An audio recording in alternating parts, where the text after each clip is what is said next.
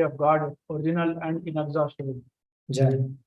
So, how I'm going to do this is that I'm going to look at all the words and phrases that are being spoken in this verse, and then we will try to go deeper into what this means and how we can relate to the whole message with some more depth. So the first word that comes in this word is Mahatma, Mahatmanaha. And there are two definitions given. First, those who are not deluded. And then Mahatma, the literal meaning, the great souls. Right? Second part, Mahatmanastu, Mam Partha, O Partha, Devim Prakratim Ashritaha. So Mam Devim Prakratim Ashritaha. Those who take protection of, who are under the protection of my divine nature, Krishna is saying. Third part, what do? Who take the protection of divine nature? Bhajantya Ananya Manaso. They are fully engaged in Krishna's devotional service. Why? Because Gyatvam Bhutadim Avyayam. Because they know me as the Supreme Personality of Godhead, original, Bhutadim, and inexhaustible Avyayam. So, there are great personalities, great Jivatmas, great souls. They take shelter of divine nature of Krishna. They do that because they know that Krishna is the Supreme. Right? So let's get to the last part first. And I was trying to meditate upon, do I know Krishna? Right? So the first word of meditation for today I picked up was Gyatva. What does it mean when Krishna says, because they know me? Because of course, I feel like I know Krishna little bit. But Krishna is saying that if you know me, then you will engage in my devotional service completely. But there are times in my life when I'm not either engaged in devotional service or I'm not even aware that I should be doing devotional service to Krishna. So what is that reason? So Krishna answers that. Okay. I know that, Krishna is okay. Theoretically, I know he's original and inexhaustible. Then why do I not fully engage in devotional service? So Bhagavad Gita itself answers this in previous chapter. Trivira guna mayer bhaver ebhi sarvam midam jagat mohitam nabhi janati mamebhyam paramavyayam. Translation. Can you read, Prabhuji? Deluded by the three modes, goodness, passion, and ignorance. The whole world does not know me, who am above the modes and inexhaustible. Avyayam, once again. So once again, Krishna is saying that there is something. What is that? There is delusion. Delusion because of which the three modes of this material world, right? They spell something on us. Because of which we don't know Krishna.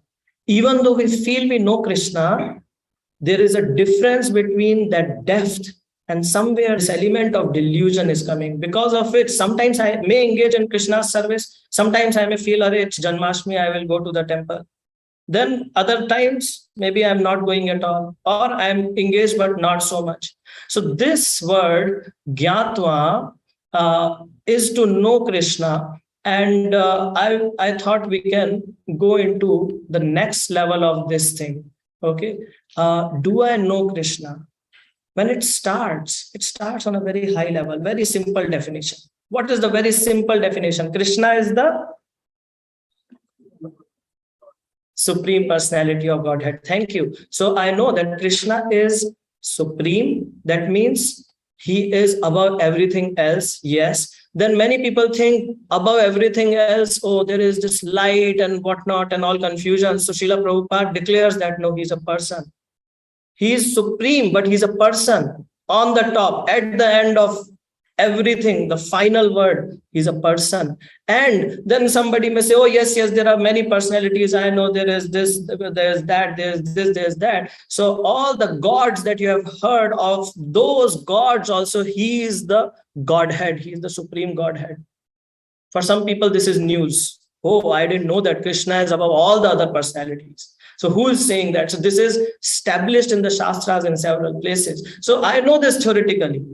Now my position is somewhere, maybe I would take a very mundane example, comparable to, let's say, in White House, there's a president, and let's say I'm a very humble servant, so I'm like a cleaner, a janitor over there. Now, somebody may say, Are, who can know God? There are so many things Lord is doing. He's creating universes, and how he's, dealing with the entire existence in their multifarious activities. Who can understand? It's inconceivable how much you can understand. But this janitor, his situation is like, he would go walk over to some dignitary in the White House. He will say, Are, I want to know when he is not in this Oval Office. Then they will say, why? Why do you want to know? Are, I just want to do my service. Right? I want to go and clean when he's not there. So you just tell me that part so that I can go and do my service. So similarly, for us, we want to know everything about Krishna, not because he's just some president or some country, but because we know that if we go deep to understand Krishna, right, that it is said, Bhoktaram Yagya Tapasam Sarva Loka Maheshwaram Suhridam Sarva Bhutanam. Suhridam means he is a friend of Sarva Bhutanam, of every living entity. That means somebody is telling me that Krishna is the most intimate friend of mine. But I don't know that he was the most important, closest friend of mine. So one part, which is different from maybe a janitor working in a presidential office, is that I am interested in what Krishna is doing. That is one. But out of everything that I want to understand about Krishna, the topmost is I should know about my relationship with Krishna. That is the most important. And that is very much necessary for my service, my relation. You just tell me that first. Make sure that this is strong. If I do not understand how he created the universe or 1,000 universes, that is still not as, big a problem as if I don't know what is my relationship with Krishna. So here there is a relationship. I'm unaware of that. So then the question comes, can I speak to him? I know that he's sitting in my heart. There's a verse in Bhagavad Gita. It says, Sarvasya chaham hriddi sanivishto. I'm sitting in everyone's heart. So that means if I want to speak with Krishna, I can just internally speak to him through my thoughts, through my prayers. I can talk to him. But now the question comes, when I am speaking to him, what is his reply? Sometimes you imagine, right? I get less marks. Now I have to go home. I'm already thinking, hey, I got very less marks. Now a time, one scene is going through my eyes. A time will come. I will take this in front of my mother. And then I'm expecting all sorts of different responses that she can give, right? She would say this, she would say that. Why? Because I have seen her do that in the past. So based on that, I would do something like that, right? So now when I'm trying to speak with Krishna, how is he going to respond back? How would he react?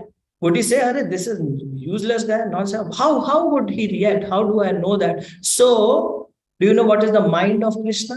There's something which is said, it is the mind of Krishna. What is that? Bhagavad Gita.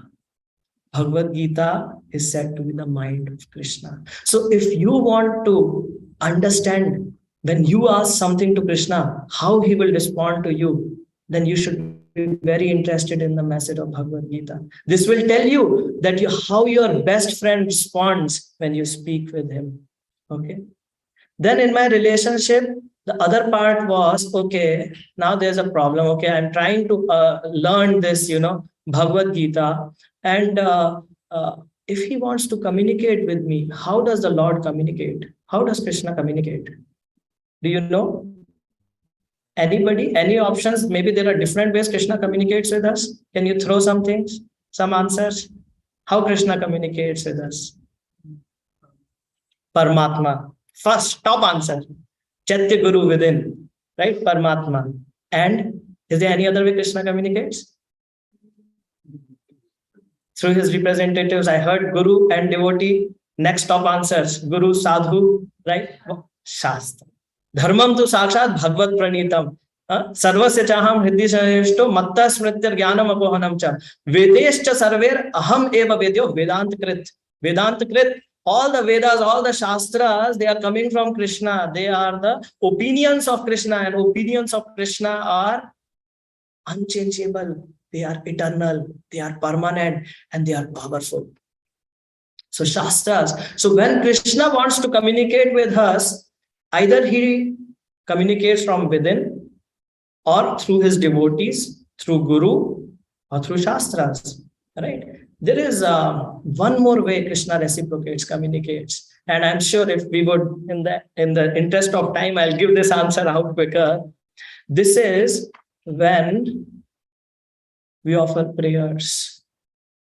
When we offer prayers, when we offer bhoga to Krishna, and our prayer is very intense, you are meditating on a particular mood, particular bhav, or particular question, and then you offer with great sincerity the prasad to the Lord, bhoga to the Lord. Bhoga is any sort of enjoyment in this world. In Sanskrit is called bhoga. So when you understand that this world belongs to the Lord and all the objects of enjoyment actually belong to him, and with that consciousness you offer it to him, then he very mercifully approves of it.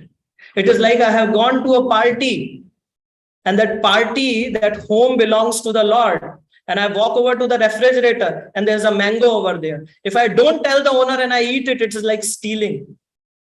But if I take it to the owner and I say, hey, I found this very nice mango, this is for you, my Lord, what would the owner, the person who's throwing the party, he would say? He would say, Arey, you take it. You take it. That is prasad. That is Lord's mercy.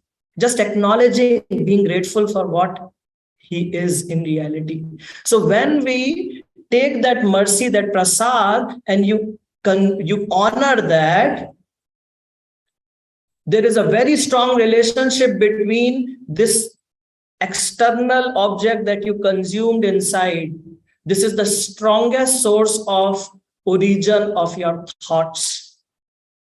What thoughts will come in your mind, that is governed by many things, what you are seeing, what you are hearing, and what you are eating. And the strongest one of them is what you are eating. So when you eat, the afterthoughts, after having prasad, they are coming from mercy of Krishna. So when we have discussed this, there's one more very important point to discuss. While we have now understood this what Krishna speaks from within, what he inspires from within, is very good for a person to come to the temple, to get in touch with devotees, to get in touch with Guru. But beyond that, it's a very risky business also. Well, we have to. There is no other way. And this relation with Krishna and what he's inspiring from within is very important. But there is a risk that you should know. What is that risk? Any guesses? What is the risk when Krishna is speaking from within and giving me an instruction? Well, that risk is that until we are liberated, our mind is not controlled. When the mind is not controlled, its voice is louder than the sweet voice of Paramatma. So you do not know whether it's a speculation of a mind that is coming, Arey, you are great, go do this. Or it's really an inspiration that is coming from Paramatma. We do not know that. And that's why, unless we understand what is in mind of Krishna on the basis of Shastras, on the basis of its application by sadhus and gurus, if we think that something is coming from within, it could be a very great risk for our spiritual life. So, one last one. How does Krishna reciprocate? How does he reciprocate? Okay, now I'm doing something. Maybe I go to Janmashtami once a year, I go take darshan. Or maybe I go every day, every morning. Will there be a difference? Yes. So how God reciprocates is through his precise mercy. Precise mercy means how much ever is my endeavor. Okay, you take one step, I'll take 1,000 steps. So he will multiply that and give you very, very precise mercy, which is 10,000 times what is worth of your effort. But if somebody is taking 1,000 steps, then the mercy is also equally, when I say equally proportionate, it is 1,000 times more, but different, right? It's not the same. It's not the same that one person is saying, I will become so adharmic, so sinful that Krishna himself has to come and kill me. That's a very nice way to see Krishna. Some people think that's very easy. And other person is trying to become a nice person. And we are saying, oh, is the destination the same? No, the destination is not the same. You know, when Krishna kills somebody, he liberates them into impersonal Brahman. So for a person who has not seen the spiritual world and different realms from a distance, to them everything seems the same. Oh yes, yes, I have never been to America, so everywhere, all the places in America are the same to me. But if you actually go to a counter, you'll realize that you can never buy a ticket to America. You can only buy a ticket to particular places in America. There is no ticket to America. So there are different places. So same ways, there's nothing called just, okay, spiritual world, I'll go out of this world. No, there are specific places where people go, and those who do bhakti, their destination is very different from where Krishna, if he annihilates a demon, where they go, right? So the reciprocation of Krishna is very precise and very just, very balanced. So, okay, in terms of Gyatma, do I understand? There's just one word. This is going to be a long class. Sorry, Prabhuji. But so, what we have understood by this is that if I want to have a stronger relationship with Krishna, there are certain areas that I definitely need to invest my time on. That is Shastras, Bhagavad Gita, relationship with devotees and Guru. When that happens, that is called Sambandha Gyan. We understand our relationship with Krishna, and it's very difficult to develop appreciation for a person whose qualities you don't know. So this knowledge essentially drives one primary factor, that you get to know how loving Krishna is, his gunas, his qualities. Then you develop some attraction. Arey, I haven't seen a person like him. Then you will develop that. Otherwise, it's only dragging for some reason, right? So knowing this brings us closer to Krishna. And Krishna says that those who are not deluded, they engage, knowing me, they engage fully in my devotional service. And so that brings us to the second part. This delusion was something that I was really meditating on up now. Those who are deluded, they don't serve. And I am not serving. So I should really go a little deeper and try to understand what is this delusion. What is the delusion? I didn't even actually, honestly speaking, I don't use this word so much. I didn't even know what the delusion word means. Okay. So I looked up and I found that delusion means when you believe in something that is not true. Delusion. So if you believe in something which is simply not true, like pick up that some person, he falsely thinks that he is the president of some country, then he is taken to the doctor and the doctor says he's mad, he's all delusional, right? So that is delusion in this word. So I'm not doing that. So, okay, I'm not that delusional, I understood, but there are different degrees of truths and there are different degrees of beliefs.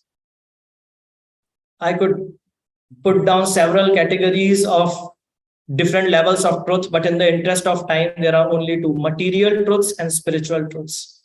There is one truth about all material truths. What is that?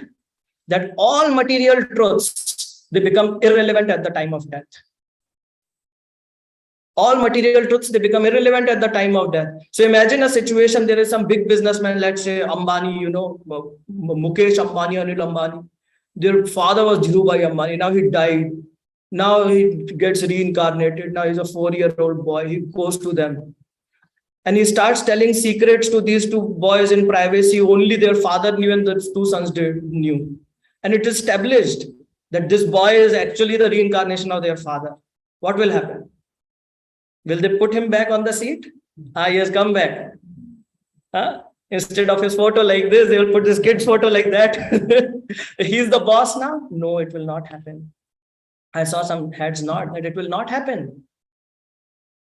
no matter how much you have achieved materially in this world, at the time of death, it becomes all irrelevant, even if it is proven beyond doubt that you were that guy, So even if Mahatma Gandhi is born again, maybe he is carrying some Indian currency in his pocket and he has photo on it, he does not know. Right? This was me in last life. Right? So this is one truth which is the cause of delusion for us. Believing in material truth to be ultimate is one delusion. That this is all and all, this is everything. And that's why spiritual truth becomes very important in our life. Okay. Bhagavad Gita chapter 14 talks about different modes. In that, when it comes to tamogun, there are different degrees of tamogun, in which it is said that first it is madness. But if your belief in something which is simply not true increases more and more and more, then you get an animal birth. Because animal is convinced about, that Jivatma is convinced about some truth or something which is simply not true. That is animal species, animal yoni. And if this delusion continues to increase, the madness towards the flesh, if it continues to increase, that results in hellish conditions of life. So this is on the material truths platform. Now let's see the spiritual side of it. So to explain that part, we say that those who are not deluded, those who have woken up to higher levels of awareness, what they try to do? They try to wake others up. So they will go out of their compassion. They will tell this, Jivatma, Are Baba, please take up this message of Krishna. You will wake up to the reality, a higher reality. Then what happens? We start giving all reasons. Are, I am busy. Right now I have studies. Now I'm looking for this. Now I have a kid. Finally, I'm too weak. At the time of death, then, this becomes somewhat relevant for those who are fortunate that, what did I do with my life? So the ultimate definition of delusion is that people are deluded about the ultimate purpose of life. That is the delusion. What is the delusion? That I do not understand what is the ultimate purpose of life. None of these are wrong. None of these are incorrect. Everything is fine. But to consider that this life, the way it is going, is the topmost, this is the ultimate goal of my life, is the delusion. And that's why the goal of life should be spiritual. That is the message, those who understand this. This is like I start on this floor, right? Our life is like we are climbing on stairs. And we cannot go back. I cannot go back on the 20 years old once I'm 30. So these stairs, they only go up, and I'm going up and up and up, and there's a door on the top, and I'm on the way in different floors. I meet people, I get kids, this, that, everything happens. I reach that last door and I realize I don't have key in the pocket. I didn't carry the key. Then all this climbing, no use. So that key is the spiritual key of Bhagavad Gita that the Mahatmas, they come and they give. And so that's why I would like to take this example of explaining so that you clearly understand what's the difference between those who are deluded and those who are Mahatmas. It is said that life is like a continuous, it's a experience that is generated out of continuous choices, right? We are continuously making choices. And based on those choices, it is resulting in some activities. It is called karma. This karma is very temporary and its results are also temporary. So it can be compared to sand. These are daily activities in life. But there are some things that you remember, some accomplishments that you remember. They are like small pebbles. And there are some, and some of you may have heard this analogy, right? There are big stones, big priorities, spiritual priorities. So in a conditioned life, when I'm saying I don't have time for spirituality, my daily routine, which can be compared to a jar, because I only have this much limit, right? 24 hours, nothing more, nothing less. What people do is first we put all the daily activities in life, getting up, brushing our teeth, taking bath, this, that, going for work. Then I realized that I have to do this also, I have to do that also, so I fill those up. And then when somebody comes to me and says, hey, take up some time for spirituality, I'm like, sorry, I ran out of time. My whole day is filled already. Where would I put these big stones now? There's no space. Sorry. What do those great souls do? What the great souls do is, they first, the moment they wake up, the first thing they do is they put the big stones, the big priorities, the spiritual priorities, the sadhana, the practice, the chanting, the reading. They first put that in their life. Then comes, Are Bapre, oh, but yeah, I have to get my driver license renewed, my passport, my this, that, okay, all other important things. These are like small pebbles. And then everything else just gets filled up. Oh, the soul is now saying, I wish I heard this before. So now some people say, Are, I have seen this idea of spirituality. It is just too difficult, or the goal seems so far. So for this, we will see now the next part. Just a quick recap. Are you with me so far? Hari bol. So we started with Mahatmanastu Mam Partha. Okay. Gyatva, do I understand Krishna? Just the Gyatva part, not even Bhutadim and Avyayam right now. Then delusion. Who are those deluded souls? And then who are the great souls? The difference in the priorities. Great souls prioritize, right? And now we will try to see this, because it's very nice example. I will remember this, but how do I apply it in my life? So that clarity will come when we try to understand Devi Prakriti. Okay, so now we will see Devi Prakriti. For understanding Devi Prakriti, let's first understand Prakriti. Okay, you bought a laptop, Windows laptop, let's say, Microsoft. So you know very well that it exists because the company Microsoft exists, and I don't know the owner, but I know Bill Gates is very famous. He started it. So, okay, so there was a person behind this laptop which is in your hand. So Prakriti is also like that. Every time you buy a laptop, you should know that there is a company and there's an owner of the company who's behind that. That's how you got it. This is called effect and cause. Because you can see a cause in front of effect in front of you, you should know that there's a cause behind it, and that cause is very much a person only. Like this entire world is a manifestation from causal ocean, Karan Sagar, and you should know that this world has been created, the effect behind it is a person. Ishvara Parama Krishna, Satchidananda Vigraha, Anadir Adir Govinda, Sarva Karana Karanam. He's the cause of all causes. If you will go deep, why this happened, finally you will find a person standing there. Yes, it was my plan, Microsoft. Now it's a big company. Okay, so like that. So same ways with Prakriti, first we will look at the effect of the nature, and then we will understand the person behind it. So effect of the nature is activities.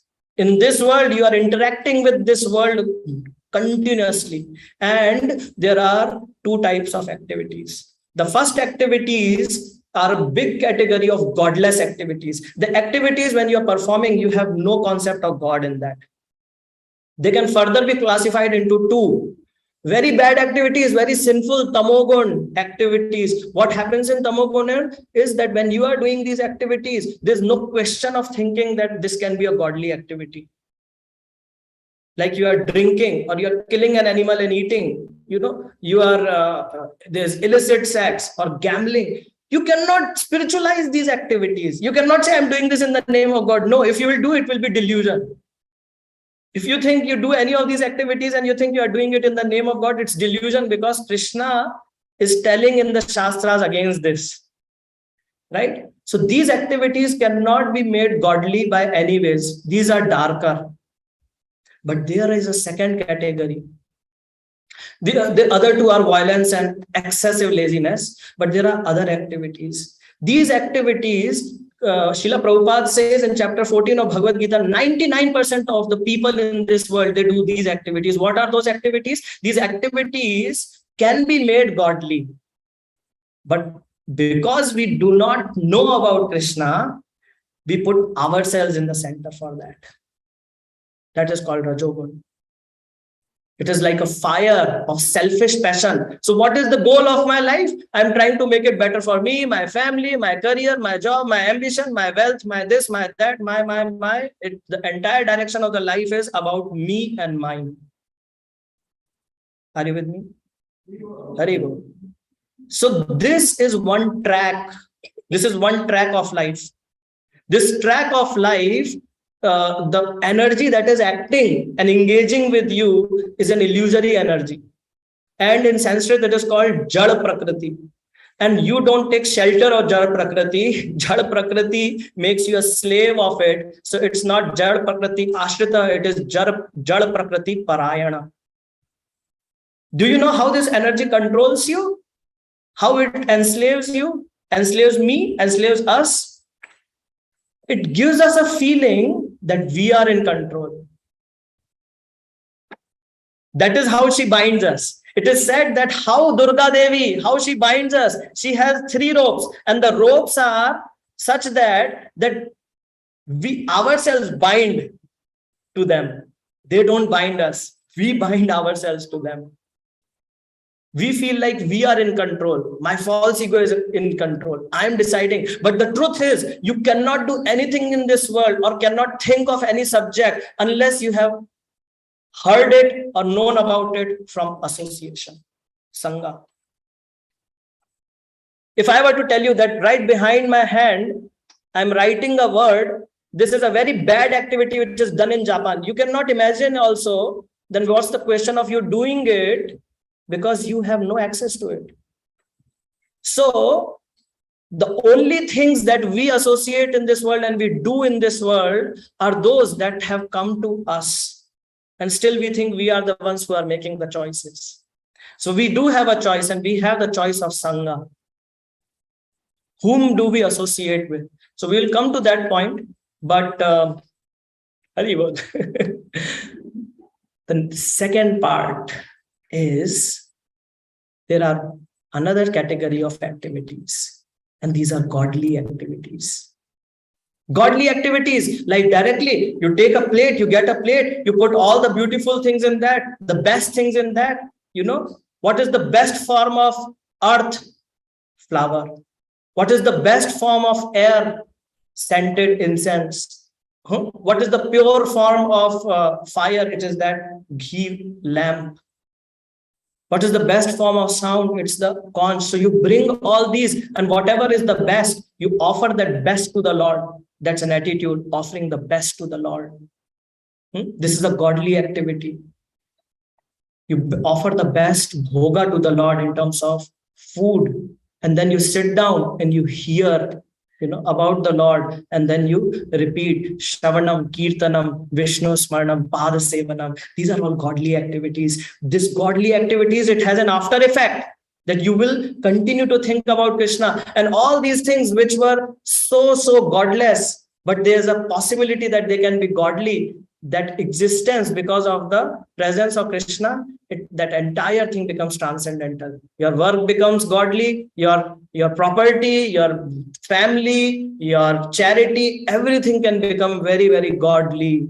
And this is the effective divine nature, Daivi Prakriti.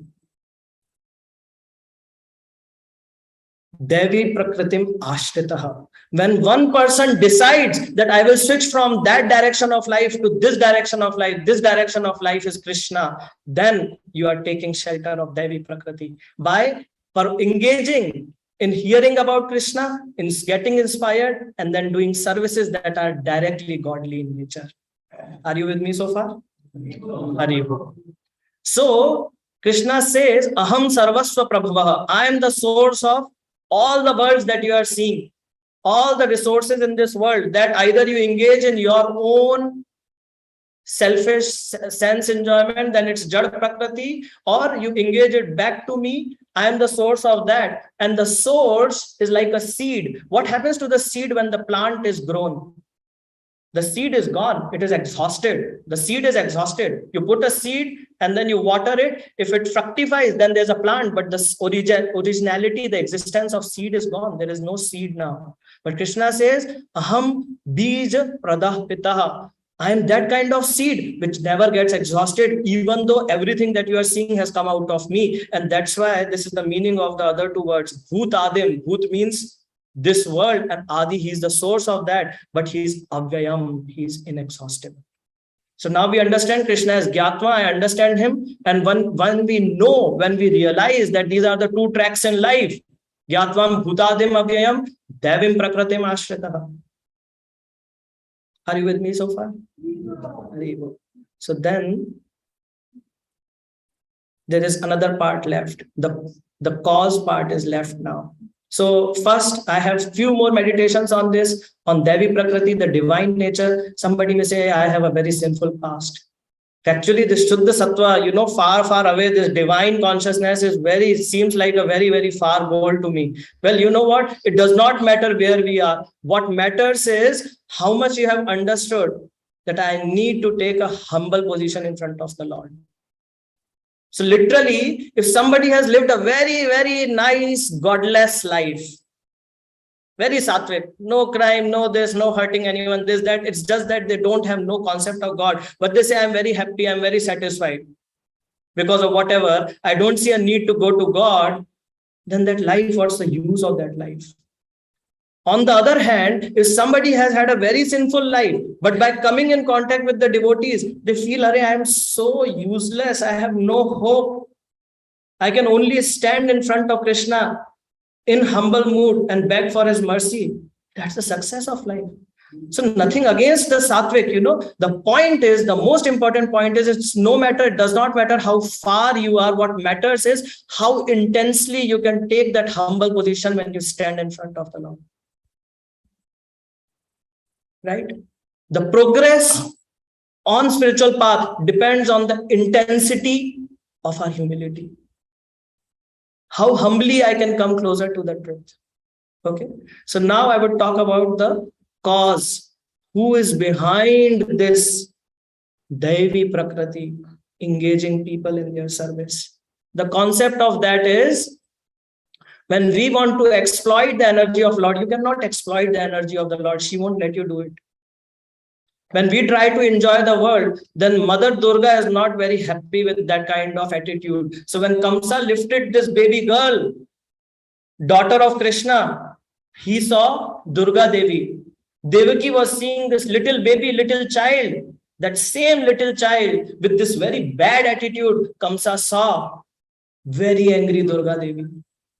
So Durga ji is not happy. Mother Durga is not happy with those who try to exploit her to enjoy themselves selfishly. So she punishes them with 3 modes of material nature.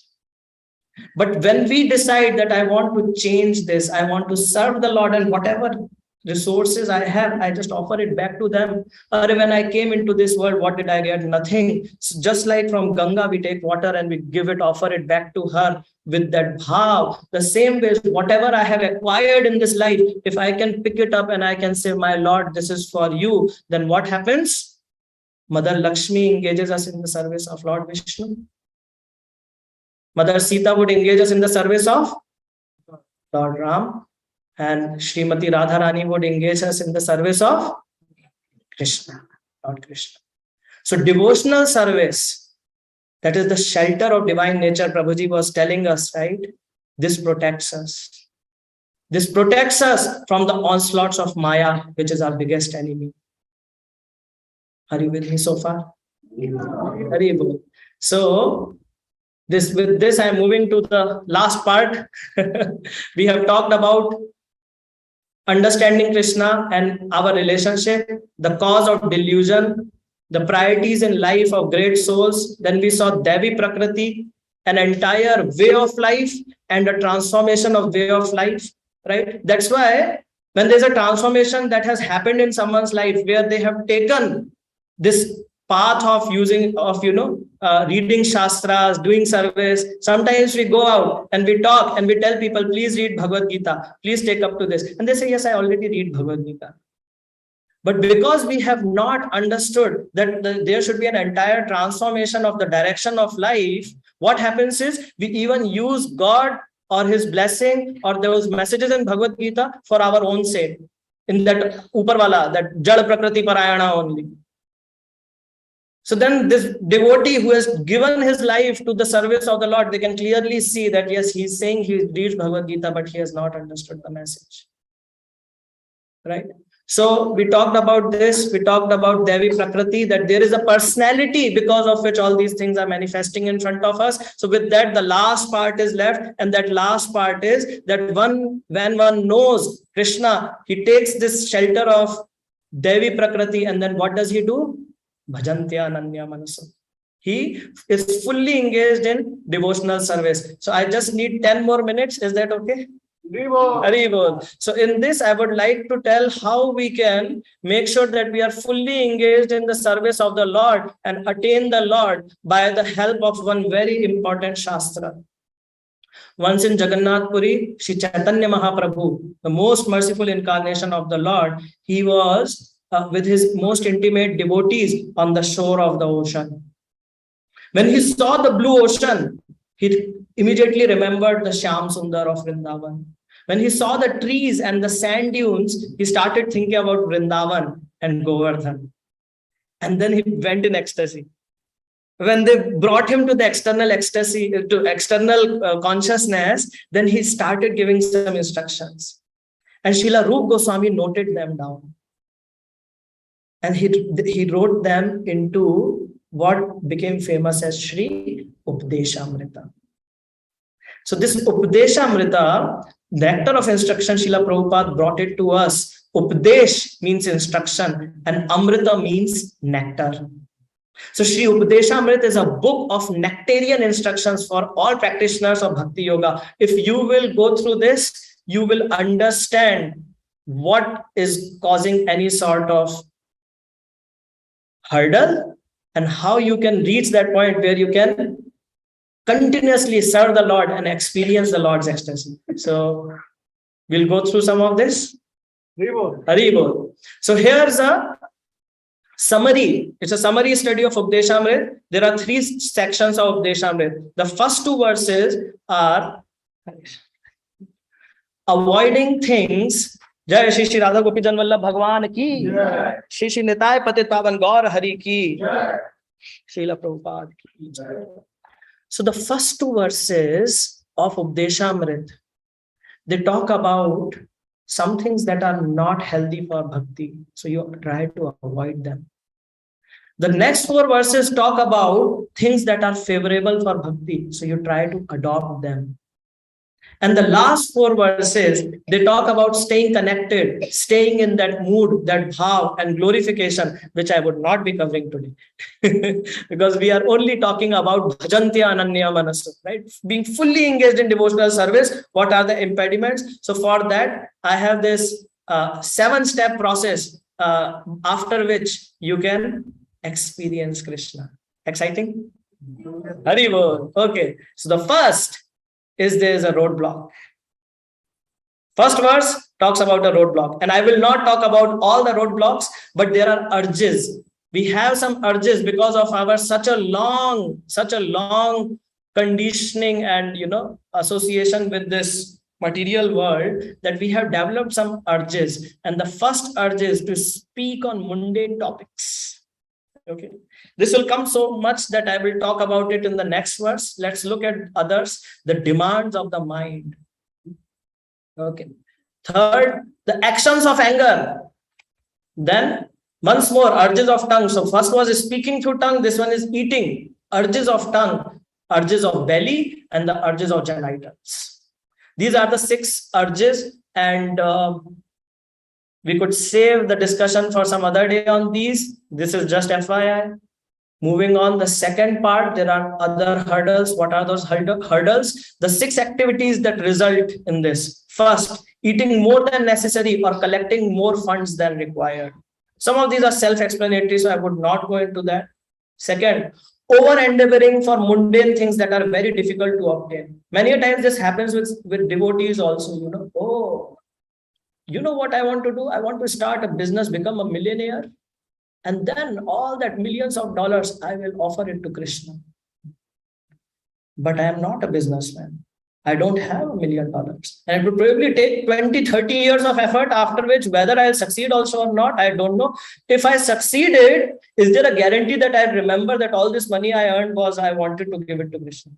So this is called prayas, over-endeavoring for mundane achievements and thinking some way I can give this to Krishna, or sometimes not even thinking. So all these are hurdles towards our ultimate goal of becoming spiritual. talking unnecessarily about mundane topics. I wanted to talk about this because this is the most painful one for me. My only source of spiritual inspiration is the temple. And sometimes, because I have some way or the other, maybe not glorified the devotees or spoken negatively, or this class is so long, or this is so boring. Now, what happens is, even as soon as the class is over, that one thing which has inspired me and which can stay with me at least till next week, I kill it down by simply starting some mundane topic right after the class. So it's only because of some senior devotees I learned this, that, let's talk about what we heard, what we liked, Let's try to continue this a little beyond that class that we have heard. It becomes difficult if I go to a person and I complained about something about spirituality. Now my own false ego will stop me from glorifying this when I heard something new. So that means I create a hurdle for myself if I talk negatively about something, because now it will be very difficult for me to talk positively about this in future. It happens, pratyaksha. So there's another important point on this instruction, talking unnecessarily about mundane topics. What happens is that in house, I'm sitting over there, something is kept over here. I have no idea why it has been kept. But we should ask ourselves that question. Is it really, really, really very important for me to know why this thing is kept over here? If it is not, you probably don't need to know that. We have this urge to speak about things that are not important. And what happens is there's these mundane topics, right? Mundane things. Why is this? Why is that? Why he said like this? Why he did not say like that? Why he came? Why he did not come? They cloud your thought. These thoughts, they cloud your mind. And because they cloud your mind, there is no clarity. So when one starts this, not talking unnecessarily about mundane topics, then it is just like you are seeing a factory from the top, or like there is fog, and that fog starts dissipating because you are not producing more of these cloudy thoughts. So then you start seeing things differently. Like there's a term called smoking gun. You have to find which gun is, which gun is firing so that you can go and fix it, right? So there are 10 things that can cause problems or troubles in my life. When we try to reduce this fog of thoughts in our head, then you will start seeing the source of problems and miseries in your life. Then these, lessons of Bhagavad Gita, they would become applicable, where you would start seeing yourself different from sense and sense objects. It's a very difficult term. If you do not understand this, sense object is like gulab jamun. Sense is the tongue. And one spiritual thought is telling you that you are different from sense and sense object. You are neither the tongue, neither this, just see this as an interaction between the tongue and the gulab jamun. You are not that.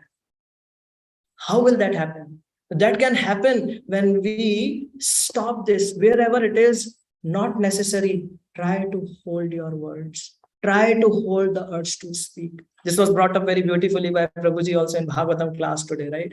So, fourth, interesting? Okay. Improper application of scriptural rules. Rules are there. There are two types of people. Most of the people do not follow the rules because they don't know it. So we should get to know the rules. We should try to discipline our lives so that we can come to the platform of selflessness, reduce the selfish thoughts and increase selflessness, come to sattva, come to knowledge, how to do things the right way. But Krishna says that if these rules become so high, too high, then we become so strict that loving aspect of having devotion towards Krishna is lost. We are too lost in the rules only. So this is called niyamagraha or niyamagraha. So I thought I will bring that up. Finally, associating with worldly minded people who are not interested in Krishna consciousness. I would talk about this maybe on the next screen. Last, being greedy for mundane achievements. These are the hurdles on the path of bhakti. Third, 6 principles that one should follow. I would not spend more time on this also. Being enthusiastic for spirituality. Endeavoring with great determination. Determination is needed only when there are problems. When there's no problem, determination is not needed. So endeavoring with determination, being patient for the results. It would take some time for you to start experiencing the spiritual bliss. Acting according to regulative principles such as Shravanam, Kirtanam, Vishnu Sparnam, hearing, chanting, and remembering Krishna. Abandoning the association of non-devotees and following in the footsteps of previous acharyas. Abandoning the association of non-devotees does not mean stop talking to people. Those who are not in bhakti, don't talk to them. No, it's not that. Association is a very precise word. It means I go to the office, I talk to my colleague, he tells me something which was not part of my plan. Something he says, oh, that is very nice, and I also develop a desire. Yeah, I will also go and buy it, even though I didn't need it. This is association. You're associating, you are getting inspired with someone, from someone, about a desire which has got nothing to do with spirituality. It has got nothing to do with you. You were not originally thinking about it, but you changed your mind and you went for it. Actually, when people read this, sometimes they say, "Arey, why we should abandon association of non-devotees?" But the truth is, I know so many people who are abandoning the association of devotees because when devotees ask them to do something, we abandon those thoughts. We feel bad that, "Arey, you are asking me to not talk, to not associate with people outside. Are they not good people? I would continue talking to them." But we do not treat the same way sometimes the devotees who come and who say, "Hey, please take up to Bhagavad Gita." Right? So abandoning the association of non-devotees is very important to move further towards Krishna, because sometimes their desires are not aligned with devotional principles, devotional goals. And that means you can be loving, you can be caring, you can be everything.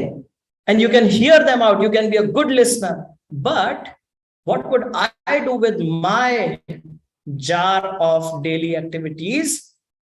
I keep control of that. As long as you keep control of that and you keep it spiritual, you are not associating with non-devotees. Even if you are with them from morning to night and following in the footsteps of previous acharyas, don't try anything fancy.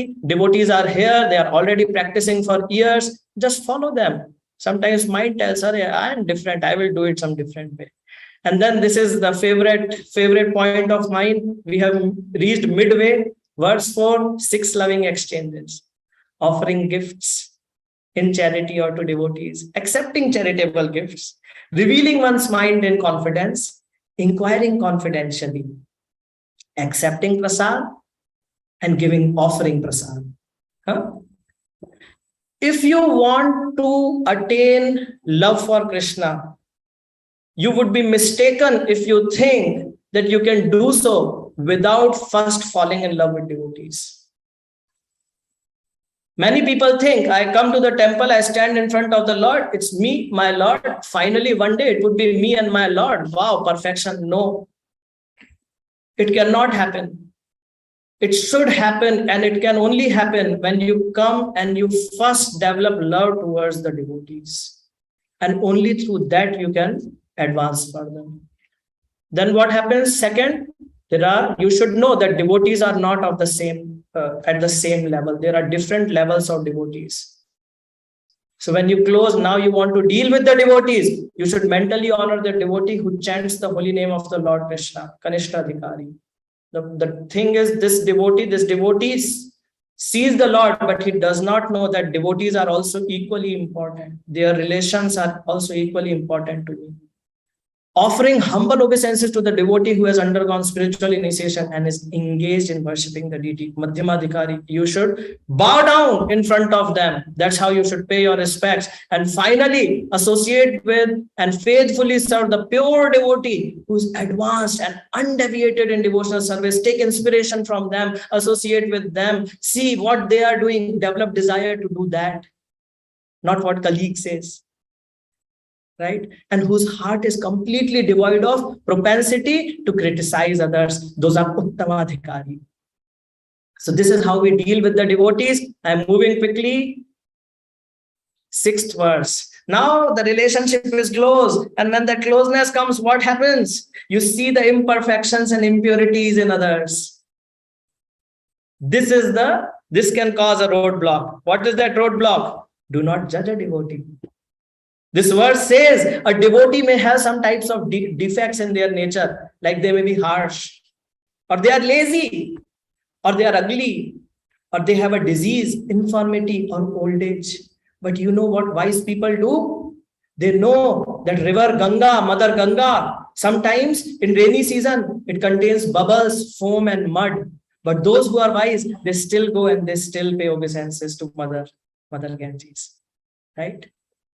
That is the position of devotees. Do not judge devotees. Do not find faults with them. Why? It will only impediment your own progress towards Krishna. Okay. There's another part to this verse. It says the same thing happens with pure devotees, but it's a totally different game. What happens? Some Mahatma comes, some Swami comes. Avoid offenses towards them. If you see a bodily defect, or a low birth, or he's born from this country or that country, or he's not Indian, or some material vision, or this, I was shocked and surprised, but it actually says accidental mistakes. Some accidental mistake is there. If we start judging a pure devotee, it is like suicidal for our spiritual life. Envying their exalted position, seeing something, some grand celebration was put for him, and we are feeling envy. Why? Criticizing, advising, or correcting.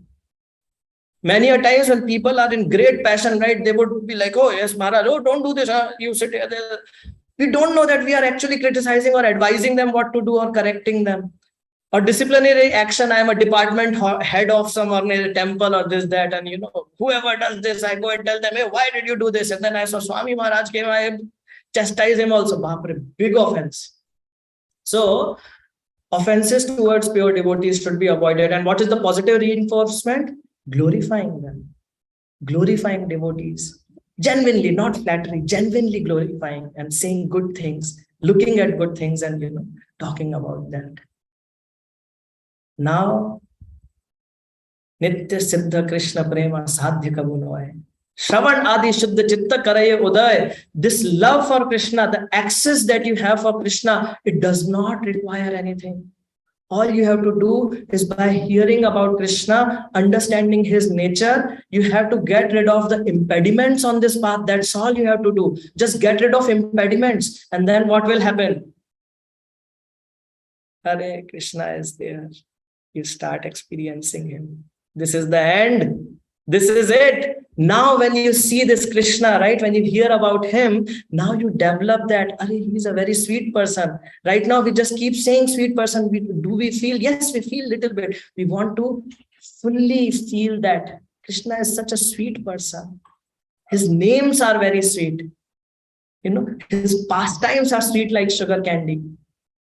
Because of our disease of this delusion, we do not feel the taste. So what is the solution? Like in jaundice, they say you drink sugarcane, you take sweet. Solution is daily treatment of hearing about sweetness of Krishna and chanting his sweet names. Hare Krishna, Krishna Krishna, Hare Hare, Hare Ram, Ram Ram, Hare Hare.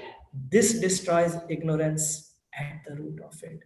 So last two, we are just reading through it and I am done. So verse 8, if Prabhuji, if you can read, this is the essence of all advice. Can someone read this? That one should utilize one's full time, 24 hours a day, in nicely chanting and remembering the Lord's divine name, transcendental form, qualities, and eternal constants, thereby gradually engaging one's tongue and mind. In this way, one should reside in Vraja, Goloka.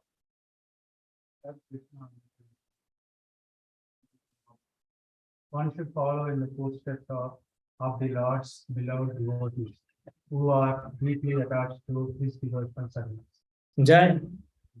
So that's the essence of all advice, that be engaged in devotional service. And then Srimati Radharani, as Prabhuji said, she is the mother of the universe. She is the origin of this loving devotional service to Krishna. The prema that with which Srimati Radharani serves Krishna, Krishna finds immense pleasure. And therefore, success of our life, the goal of our life, of our existence, is if we can also do that, execute loving devotional service under her.